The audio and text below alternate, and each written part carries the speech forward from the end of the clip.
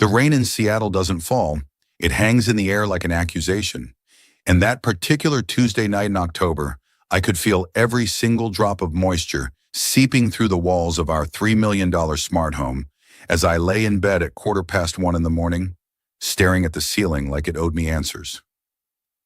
My name is Ryan Coldwell. I served 12 years as a Marine before transitioning into corporate cybersecurity. And I can tell you right now that the silence between a husband and wife at 1 in the morning hits different than any combat zone I've ever been deployed to. Emily's back was turned to me, the same way it had been turned to me for exactly 123 nights in a row. Not that I was counting, except I was absolutely counting, because that's what my brain does when something doesn't add up. The funny thing about being married to someone for 9 years is that you learn their breathing patterns better than you learn your own. And I could tell she wasn't asleep because her shoulders were too tense, and there was that familiar blue glow of her phone screen reflecting off the silk pillowcase she'd insisted we needed because cotton was apparently too pedestrian for her newly refined tastes. She was texting someone at 1 in the morning while pretending to be exhausted from work, and the old Ryan, the Ryan from 6 months ago, would have reached over and asked her what was wrong, maybe tried to pull her close and remind her that we used to fall asleep, tangled up in each other like we couldn't bear to let go. But I wasn't that Ryan anymore. I cleared my throat softly, just enough to let her know I was awake, and called out to her in that careful voice husbands use when they're walking on eggshells in their own homes. She didn't even flinch, didn't even pretend to be startled, just let out this heavy sigh that sounded like I was asking her to move mountains instead of just acknowledging my existence. "I have an early meeting tomorrow, Ryan, please," she said, and her voice had this quality to it that I can only describe as the sound of a door slamming in your face without anyone actually touching the door. Cold, dismissive, irritated, like my presence in our bed was an inconvenience she was barely tolerating. 4 months of this, and I'm not talking about the normal ebb and flow of married life, where sometimes you're tired and sometimes the spark needs rekindling. I'm talking about 4 months of my wife treating physical contact with me like I was carrying some kind of infectious disease. 4 months of excuses that got thinner and thinner until they were practically transparent. 4 months of watching the woman I'd built a life with slowly transform into a stranger who happened to share my last name and my address. The bed that used to be our sanctuary had become a DMZ, and she'd made it crystal clear which side of the line I was supposed to stay on. I got up without saying another word because what was there to say at this point, and walked to the kitchen to pour myself a glass of water. The house was dark except for the soft glow of the smart lighting system that I'd installed myself because I'm an engineer, and that's what engineers do. We fix things and make them work better, except apparently I couldn't fix whatever had broken between me and my wife. The calendar on the refrigerator caught my eye, and I felt something twist in my chest when I realized that tomorrow, or technically today, since it was past midnight, was the anniversary of our first date. 9 years ago, I'd taken her to this little Italian place in the U District, the kind with red checkered tablecloths and candles stuck in wine bottles. And she'd laughed at everything I said and looked at me like I was the most interesting person she'd ever met. The date wasn't circled on the calendar, which meant either she'd forgotten or she didn't care, and I wasn't sure which option was worse. I didn't sleep that night, just sat in the dark kitchen, nursing my water and listening to the rain and letting my mind do what it does best, which is analyze patterns and identify anomalies. Because here's the thing about being trained in cybersecurity. You start to see the world as a series of systems, and when something in a system starts behaving differently than it should, that's called an indicator of compromise. And my marriage, my life, my entire domestic situation was throwing up more red flags than a communist parade. Morning came with that gray Seattle light that makes everything look like it's been photographed through a dirty window, and I watched Emily get ready for work with the same detached attention I'd give to surveillance footage. She spent 45 minutes choosing an outfit, which was 20 minutes longer than usual, and she was humming to herself, actually humming like someone who had something to look forward to, except that something clearly wasn't me or our forgotten anniversary. Her phone buzzed on the marble countertop, and she practically lunged for it, her whole body language changing from casual to alert in a way that told me everything I needed to know about who was on the other end of that message. Client from the Tokyo office? I asked, keeping my voice deliberately neutral as I sipped my coffee. Must be tough with the time difference. She looked up at me with those green eyes that I used to think were beautiful, and now just looked calculating. And she smiled, that professional smile that didn't reach anywhere near her actual face. You know how it is. Global business never sleeps. What I knew was that North Peak Energy had closed their Tokyo office 6 weeks ago due to restructuring, and what I also knew was that my wife had just lied to my face without even blinking. And what I knew most of all was that the woman standing in front of me in her designer dress and her expensive heels wasn't the same woman I'd married. She'd become someone else, someone who looked at me like I was furniture, someone who lied about phone calls and worked late hours and came home smelling like perfume that wasn't hers and restaurant food that I'd never tasted. After she left for work in her BMW that she'd insisted we needed because her old Lexus was apparently too embarrassing to park in the North Peak garage, I sat down at my home office computer and started doing what I do best. I'm the head of cybersecurity at North Peak Energy, which means I have access to things that most people don't even know exist. And more importantly, I have the skills to find things that people think they've hidden. Some husbands in my situation would have confronted their wives, would have screamed and thrown things and demanded explanations. But I wasn't some husbands. I was a former Marine who'd spent 12 years learning that the first rule of any operation is intelligence gathering, and you never, ever show your hand until you're ready to make your move. The first thing I did was check the GPS data from Emily's company phone, which I had perfectly legitimate access to as the security administrator, and what I found was interesting. According to the official records, her phone spent most of its time either at the office or at our home, exactly where you'd expect a dedicated marketing director's phone to be. But phones are chatty little devices, and they leave traces in places that most people don't think to look. And when I dug deeper into the network logs, I found that her phone had been pinging off cell towers in the Bellevue area with suspicious regularity, specifically towers near a boutique hotel called the Silver Bay that was popular with executives who needed discretion more than they needed a corporate rate. 40 extra miles a week on her car's odometer that she couldn't explain, trips to a hotel that had nothing to do with her marketing campaigns, and restaurant receipts for places that served oysters and champagne, which was interesting because Emily had always told me she hated oysters, said they reminded her of snot, except apparently she'd developed a taste for them recently, or more likely, someone else had been ordering for her. The pieces started falling into place with the cold precision of a puzzle that you didn't want to solve but couldn't stop yourself from completing. Her sudden interest in the gym, the new perfume that smelled like something you'd find in a five-star hotel bathroom, the way she'd started calling me by my full name instead of the nickname she'd used for years, the upgraded wardrobe, the late nights, the business trips that didn't quite match up with her calendar. Every single detail was another data point in an equation that I desperately didn't want to solve, but was solving anyway, because that's what I do. I find the truth even when the truth is going to tear my guts out. That night at work, I stayed late in the server room, which wasn't unusual because I often stayed late and nobody questioned it. The hum of the servers was almost meditative, like white noise for a mind that was anything but quiet. And I sat in the blue glow of multiple monitors as I pulled up the communication logs for North Peak's corporate phones. As the head of security, I had access to metadata for emergency and compliance purposes, and what I found in those logs made my blood run cold in a way that even combat hadn't managed to do. Emily's contact-marked HR department had been getting a lot of attention lately, which would have been completely normal if the number associated with that contact had actually belonged to HR instead of belonging to Nathaniel Blake, our chief financial officer and the kind of corporate shark who wore his success like a weapon.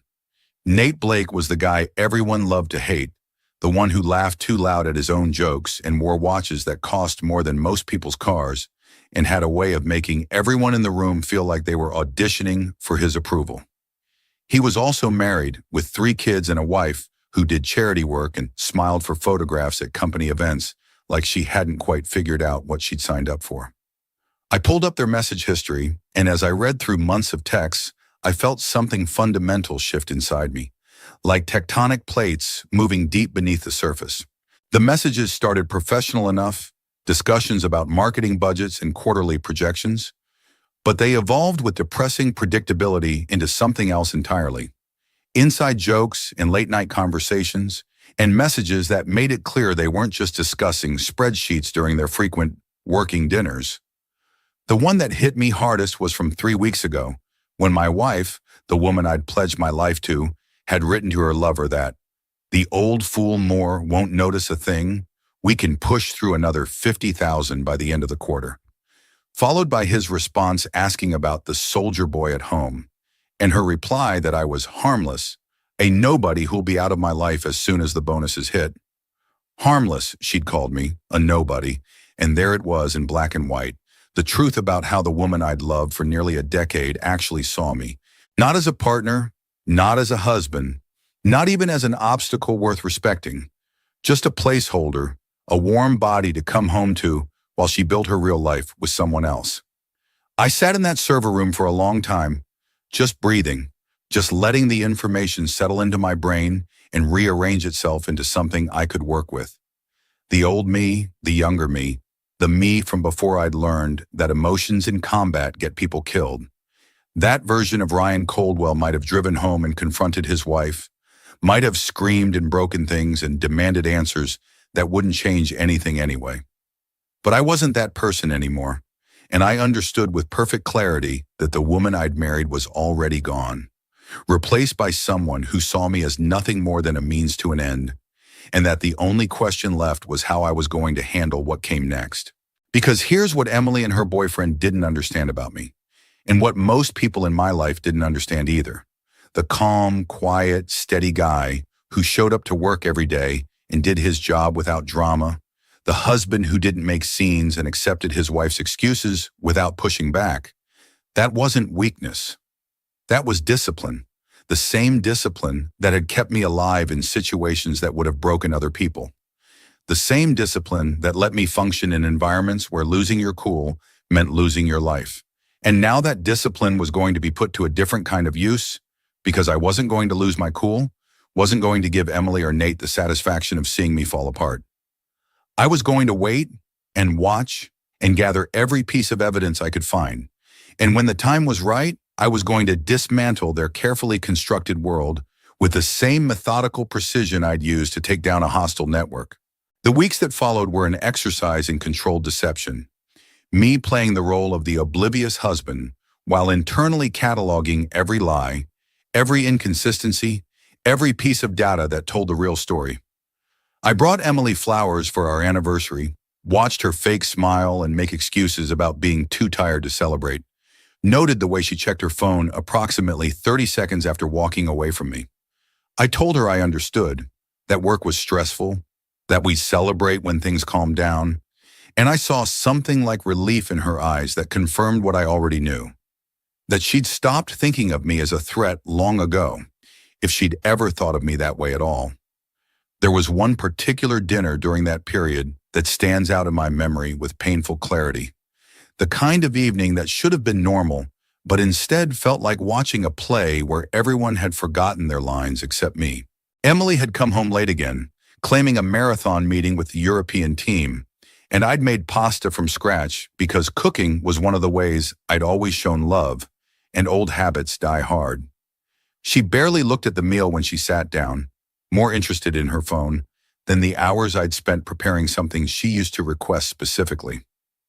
"This is nice," she said without any conviction whatsoever, pushing the linguine around her plate like a child hiding vegetables. "You didn't have to go to so much trouble."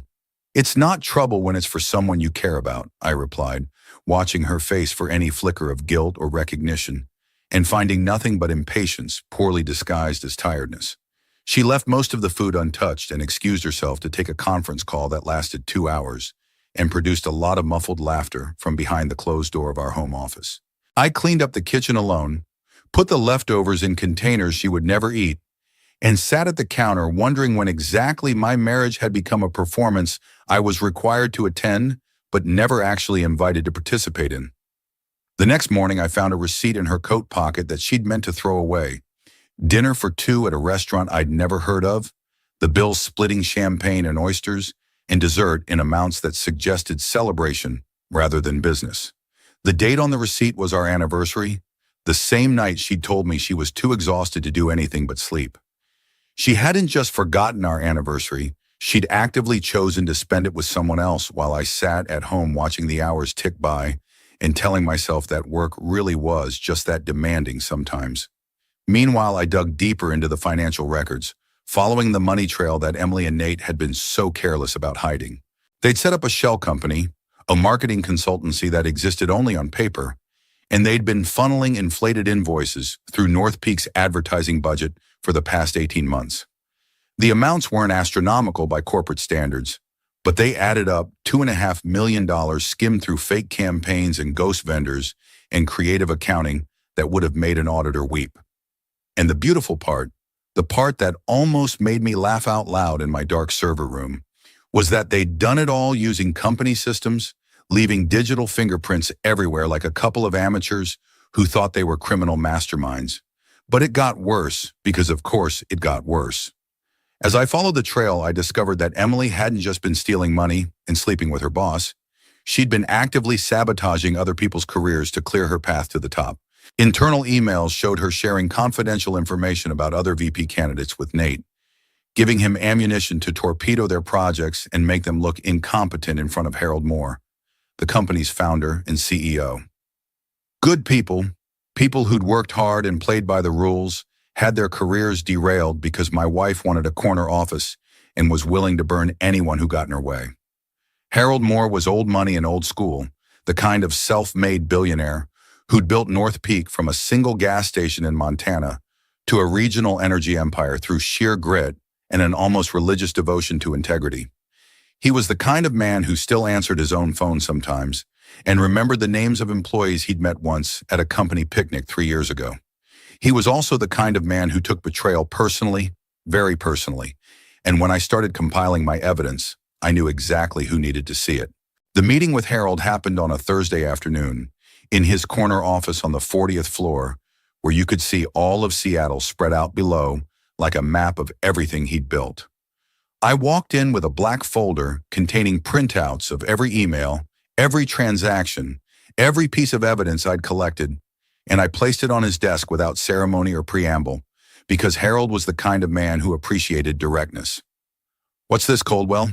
he asked without looking up from his computer screen. "You requesting time off or something?"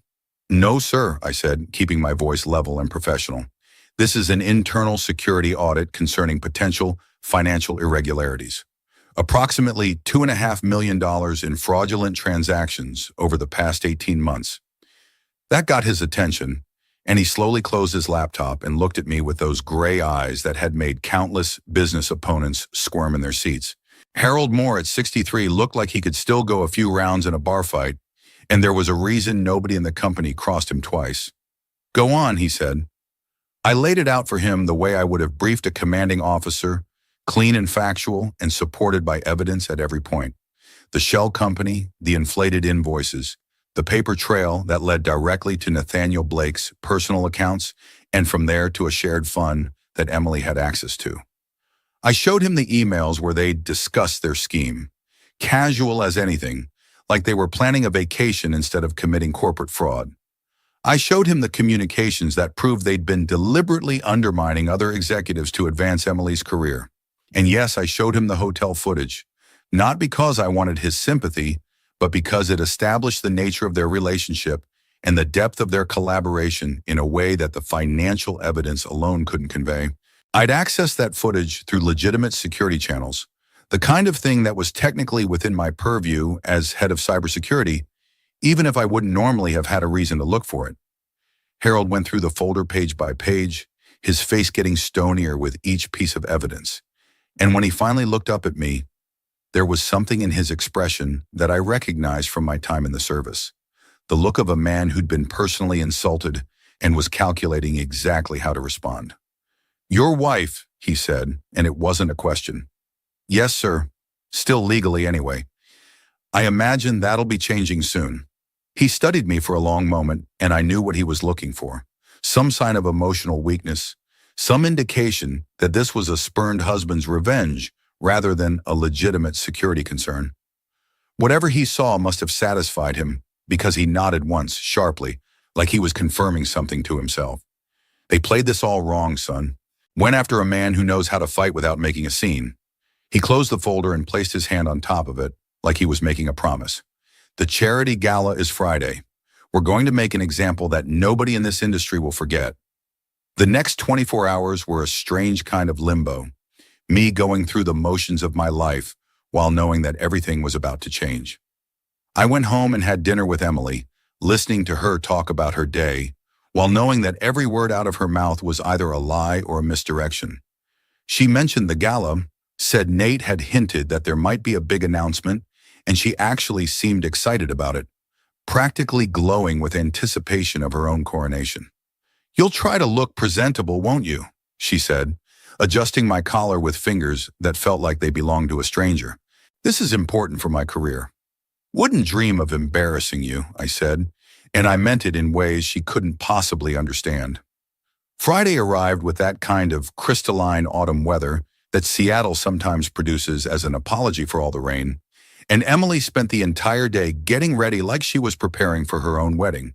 Hair salon, nail salon, makeup artist, the whole production, and when she finally emerged in a $3,000 dress that she'd bought with money stolen from the company she pretended to serve, she looked like a magazine cover and about as warm.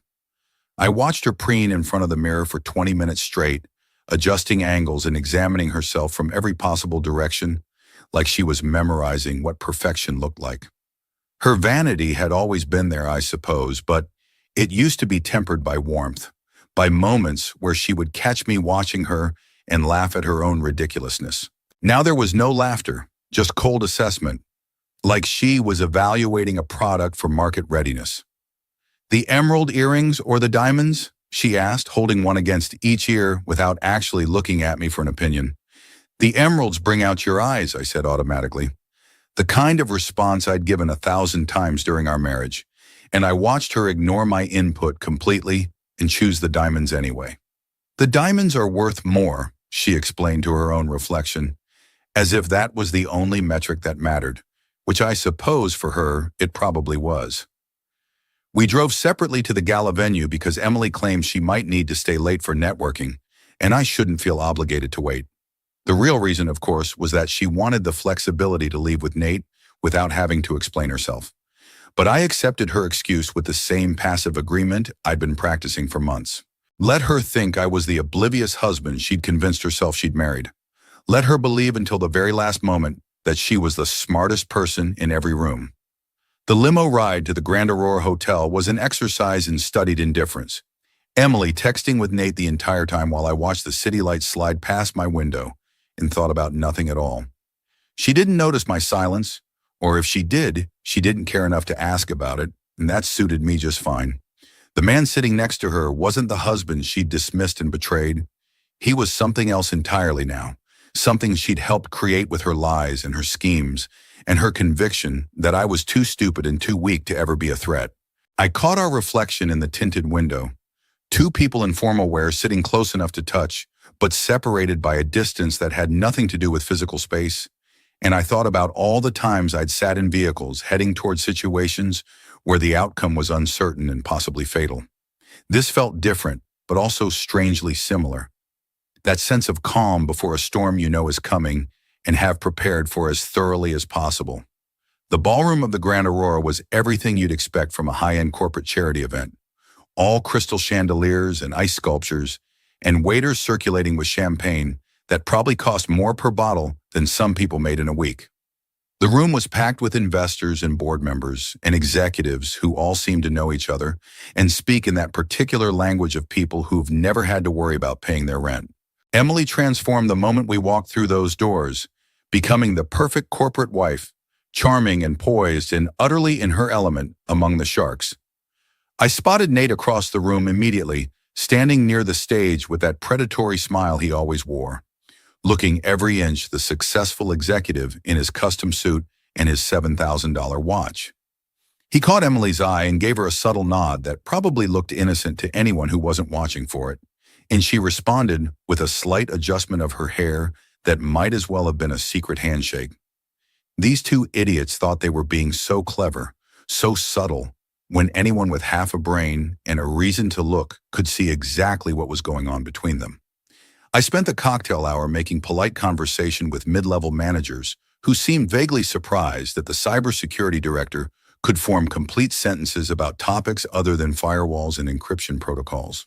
One of them, a woman from accounting named Linda, who had always struck me as sharper than her job title suggested, asked about Emily with the kind of careful neutrality that told me she probably knew more than she was saying. "Your wife seems to be doing well," Linda observed, watching Emily work the room like a politician running for office. "She certainly made an impression on the executive team." "She has a gift for making impression," I agreed, keeping my voice absolutely neutral, and Linda gave me a look that suggested she understood exactly what I wasn't saying. The dinner portion was an elaborate affair with multiple courses and the kind of wine pairings that only people with expense accounts actually order, and I found myself seated at a table with board members who spent most of the meal discussing golf handicaps and real estate investments in Maui. Emily was at a different table, closer to the stage, flanked by Nate and two other executives who hung on her every word like she was dispensing wisdom instead of charm offensive. She glanced at me once during the entire meal, a quick flick of the eyes that confirmed I was still in my assigned place, and then returned to the performance she was giving for her real audience. The evening proceeded with the usual tedium of corporate events, speeches about community involvement and charitable giving, and North Peak's commitment to excellence in all things.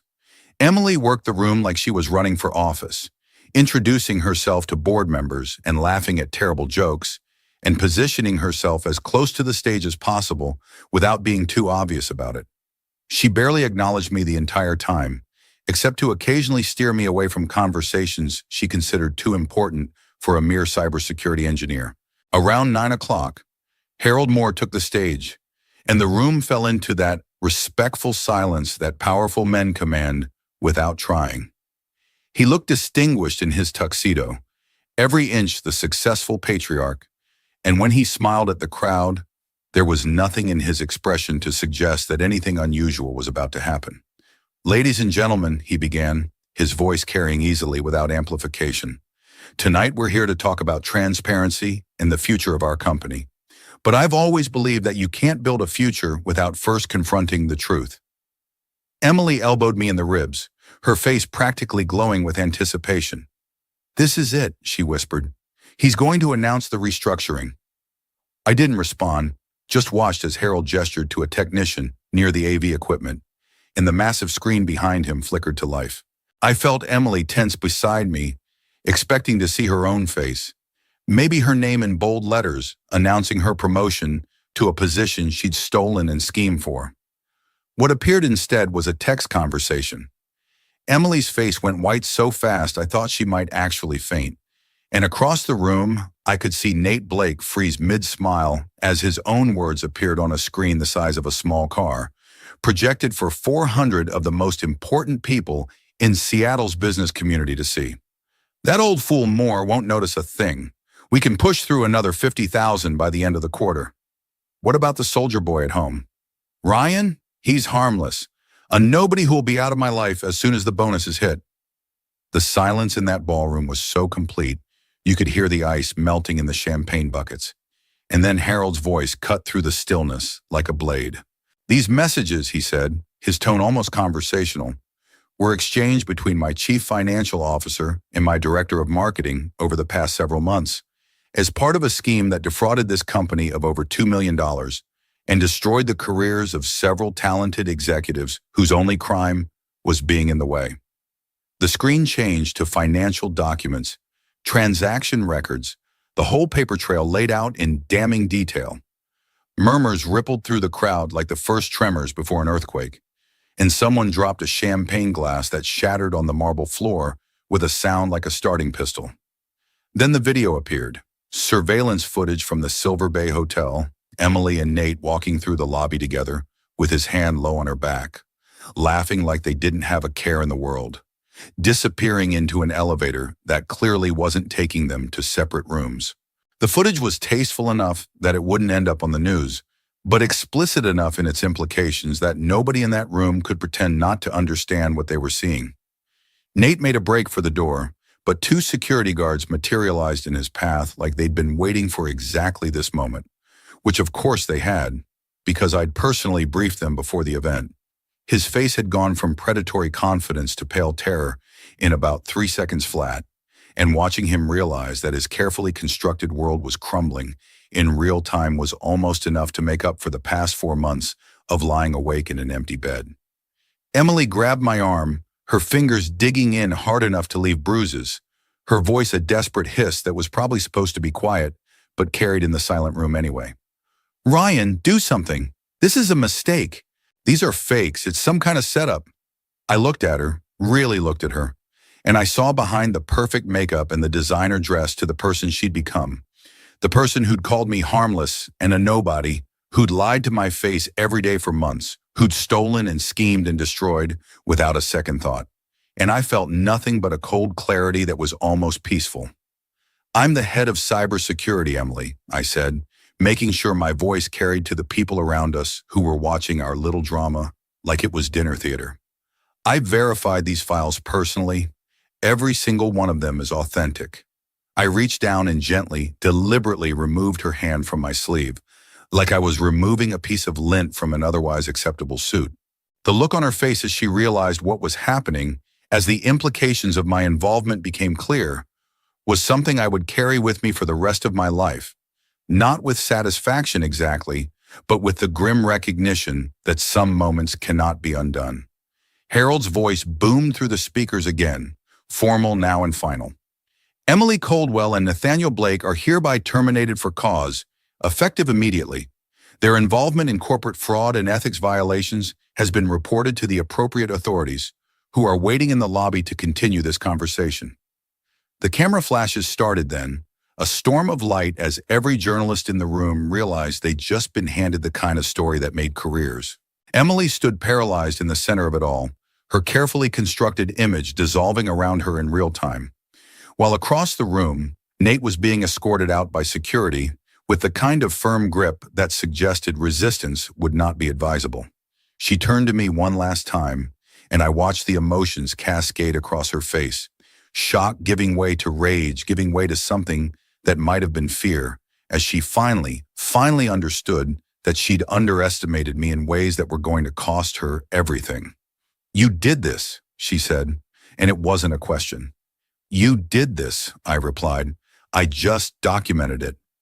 The crowd parted for me as I walked toward the exit, and I didn't look back. Behind me, I could hear Emily's voice rising in pitch as the police officers approached, making excuses and accusations that nobody was listening to, but it all faded into background noise as I stepped out into the cool Seattle night and took my first full breath in what felt like months. The next 48 hours were a hurricane of consequences that I watched from a deliberate distance, like observing a controlled demolition from behind safety glass. Nate's lawyer got him released on bail, but his first move was to throw Emily under the bus so comprehensively that their former alliance became a punchline in corporate circles for months afterward. According to his statement, he'd been seduced and manipulated, coerced into participating in a scheme masterminded by a woman who'd used her body to compromise his judgment, which was exactly the kind of pathetic deflection I'd expected from a man who'd never taken responsibility for anything in his life. The news coverage was relentless in that particularly modern way where every detail gets analyzed and reanalyzed until there's nothing left but opinions and hot takes. Someone leaked Emily's corporate headshot, and suddenly her face was everywhere. The ambitious executive who'd betrayed her company and her husband, and apparently anyone else who got in her way. The comment sections were predictably savage, a mixture of moral outrage and schadenfreude that I couldn't bring myself to read more than once. Her former colleagues, the ones who'd smiled at her in meetings and laughed at her jokes and accepted her assistance with their projects, turned on her with the particular venom that people reserve for those who've been caught doing what everyone suspects but nobody can prove. The same executives who'd praised her work ethic and ambition were now claiming they'd always sensed something off about her, always knew she was too hungry, too calculating, too willing to do whatever it took. It was the kind of revisionist history that corporations specialize in, everyone distancing themselves from failure while taking credit for whatever success might have been achieved along the way. Emily's corporate credit cards were canceled before she even left the gala. Her accounts frozen as part of the fraud investigation.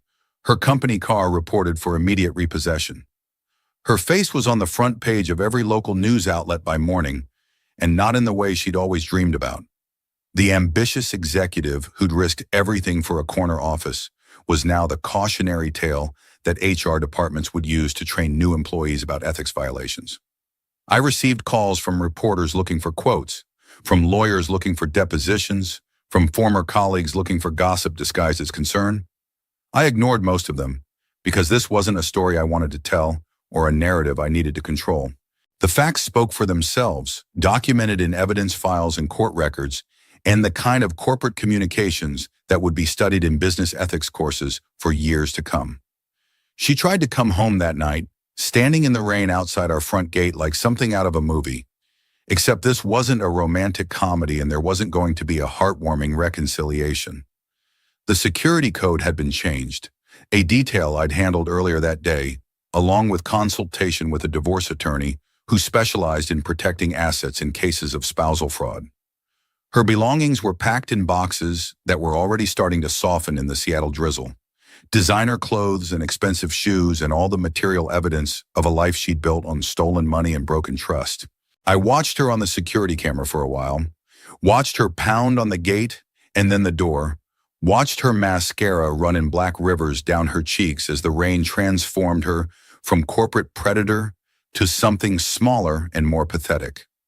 There was a time when seeing her in distress would have broken my heart, when I would have rushed outside to comfort her regardless of what she'd done, but that time had passed somewhere between reading those text messages and watching her lie to my face day after day without a flicker of remorse.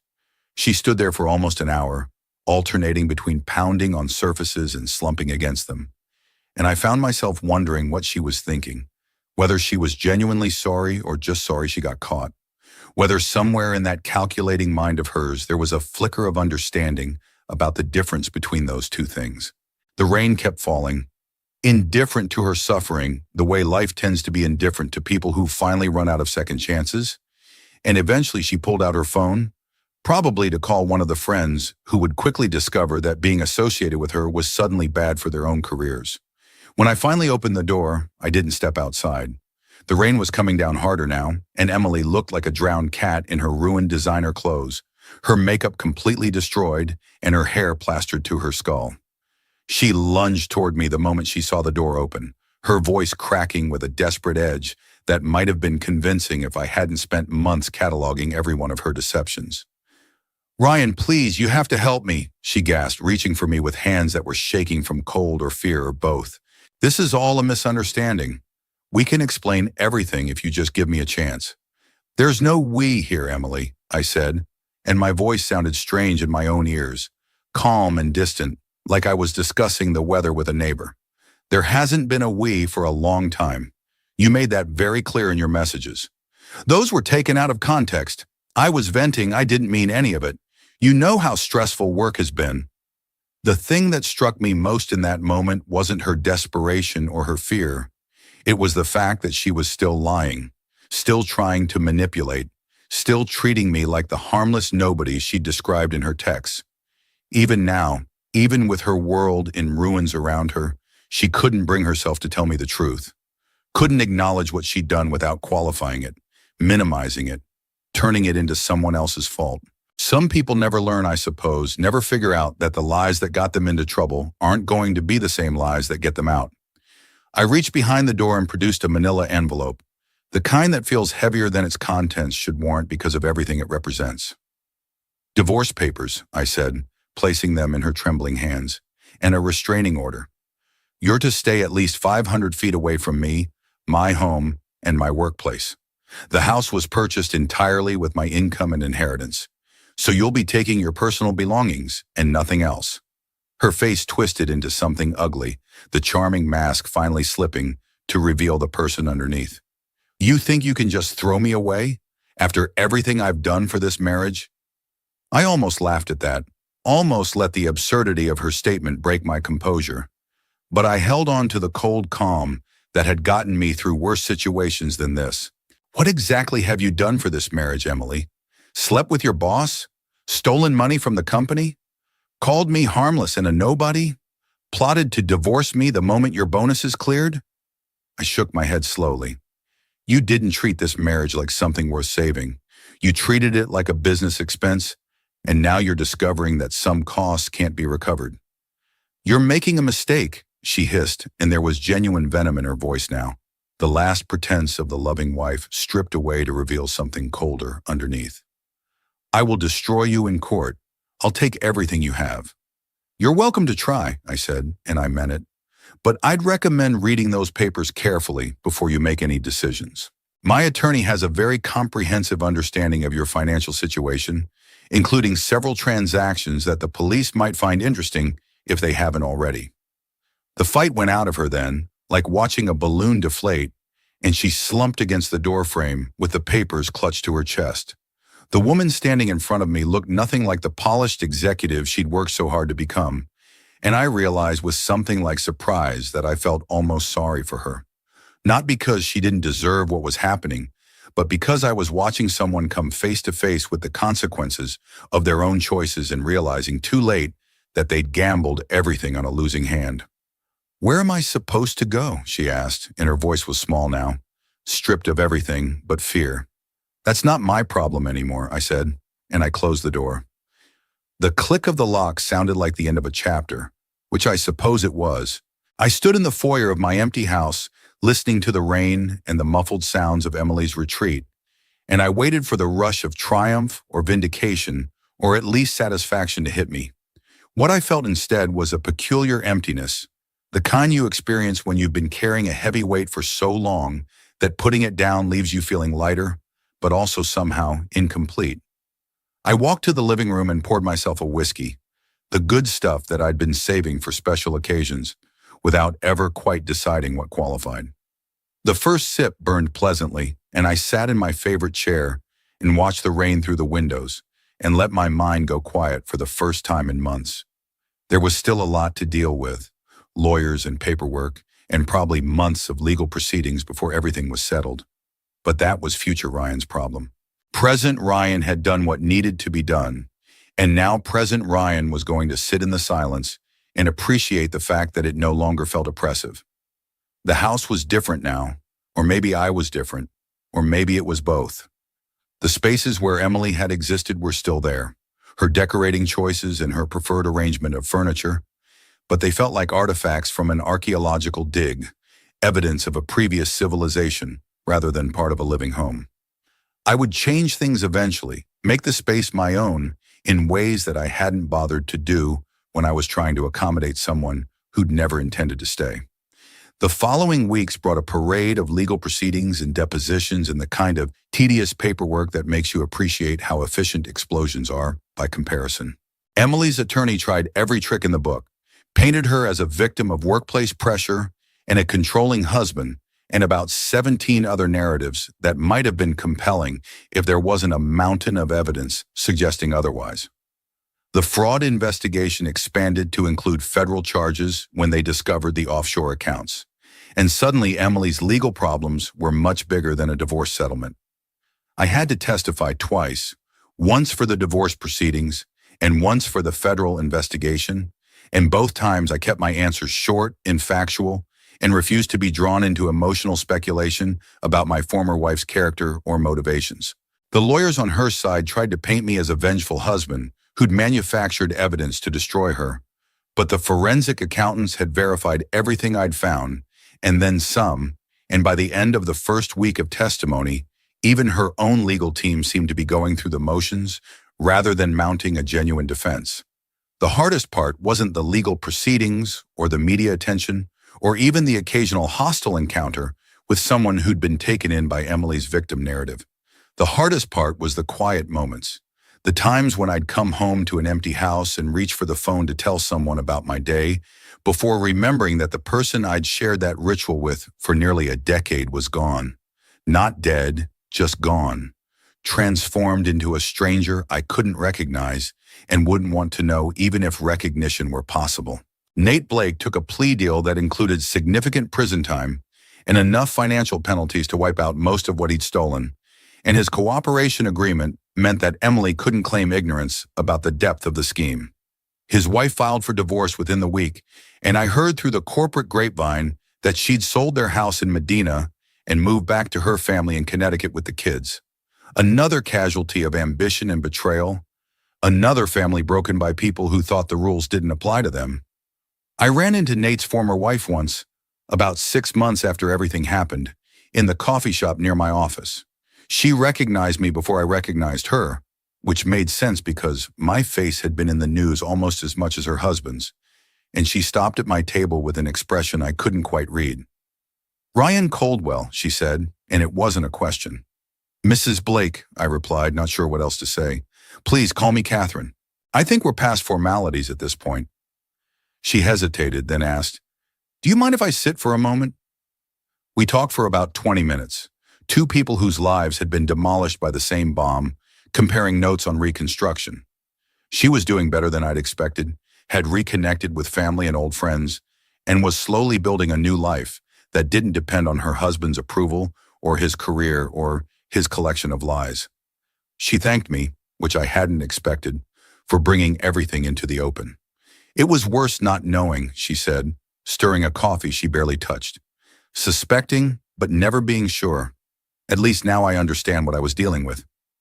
I told her I was glad she was doing well, and I meant it, and after she left, I sat there for a long time thinking about all the people whose lives had intersected with Emily and Nate's scheme, all the collateral damage from two people who'd convinced themselves that the ends justified the means.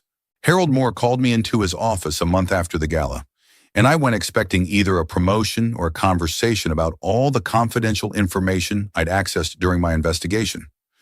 What I got instead was something I hadn't anticipated, a handshake and an offer of partnership in a new security consulting firm he was launching as a subsidiary of North Peak. "You handled this like a professional," he said, his gray eyes assessing me with the same directness he applied to business deals. "No drama, no scandal beyond what was necessary, just clean execution. I could use someone like that on my team." I told him I'd think about it because I needed time to figure out what kind of life I wanted to build now that the old one had been demolished. The money was good and the opportunity was real, but I wasn't sure I wanted to spend the rest of my career uncovering other people's betrayals. There's a cost to that kind of work, a toll it takes on your ability to trust anyone about anything, and I'd paid enough of that toll already. The divorce was finalized on a Tuesday in April, 6 months after the night I'd first noticed that Emily was texting in bed. The judge had been remarkably efficient once all the financial crimes were factored in, and Emily's attempts to claim half of everything had collapsed under the weight of her own documented statements about planning to leave me. She got nothing except her personal belongings and the debt from her legal fees, and I walked out of that courthouse feeling something I hadn't felt in years. The particular freedom of being unburdened from something you hadn't realized was crushing you. I did take Harold's offer eventually, after a few months of therapy and reflection and figuring out who Ryan Coldwell was supposed to be when he wasn't playing the role of devoted husband to someone who'd never deserved his devotion. The work is challenging and sometimes dark, but it also means that other companies don't get blindsided the way North Peak almost was, that other employees don't lose their careers to schemers and predators, that other families don't get destroyed by people who think they're too smart to get caught. Emily reached out to me once, about a year after everything ended, through an intermediary because the restraining order was still in effect. She wanted to apologize, supposedly, wanted closure or forgiveness or something that would make her feel better about the choices she'd made. I never responded, not because I was still angry. The anger had burned itself out long ago and left behind something quieter and more complicated, but because there was simply nothing left to say. She'd made her choices and I'd made mine, and the consequences had played out exactly as they should have. Revisiting any of it would have been like picking at a scar that had finally started to heal. The last I heard, she was working at a small marketing firm in Arizona, rebuilding her life from scratch with whatever remained of her reputation. Part of me hopes she succeeds, not for her sake particularly, but because people can change and second chances matter, even for people who squandered their first ones spectacularly. But that part is very small and very quiet, and it doesn't keep me up at night the way her betrayal used to. These days I sleep well, The bed doesn't feel empty anymore. It just feels like a bed, a place for rest instead of a battleground. I've started dating again, carefully and slowly, with the kind of attention to red flags that probably makes me seem paranoid, but also keeps me from repeating old mistakes. The woman I'm seeing now is a veterinarian with laugh lines around her eyes and a complete inability to lie convincingly about anything. And sometimes I catch myself being surprised by how easy things can be when both people are actually trying. The house has changed too. New furniture and new paint, and enough differences that it doesn't feel like a museum dedicated to my failed marriage anymore. I kept a few things, practical items that were mine before Emily and remained mine after her. But most of what we'd accumulated together is gone, donated or sold, or simply thrown away. Starting over at 41 isn't what I'd planned for my life. But then again, very little about the past year has gone according to plan, and I've learned to be okay with that. Sometimes I think about that night in the ballroom, the moment when everything changed, and I try to identify exactly what I was feeling as I watched Emily's world collapse around her. The truth is, I don't remember triumph or vengeance, or even particularly strong satisfaction. What I remember is exhaustion, the bone-deep tiredness of finally being done with a battle I'd never wanted to fight in the first place. She'd turned our marriage into a war, and I'd won. But winning felt less like victory and more like surviving, like walking away from a wreck you hadn't been driving. The point of telling this story isn't to make myself look good or to paint Emily as a monster, though she certainly wasn't the hero of our particular narrative. The point is that people show you who they are in small ways long before they show you in big ones. And the real failure of my marriage wasn't the affair or the fraud or even the betrayal at the gala. The real failure was years of small dismissals and subtle disrespects that I chose to ignore, because admitting their significance would have meant admitting that something was fundamentally wrong. By the time she started calling me harmless in text to her lover, she'd been treating me as harmless for years, and I'd let her because it was easier than confronting a truth I wasn't ready to face. That's the lesson I carry with me now, into this new chapter of my life, with its new possibilities and its hard-won clarity. Pay attention to the small things. Trust your instincts when they tell you something is wrong, and never ever let someone convince you that your peace of mind is less important than their comfort.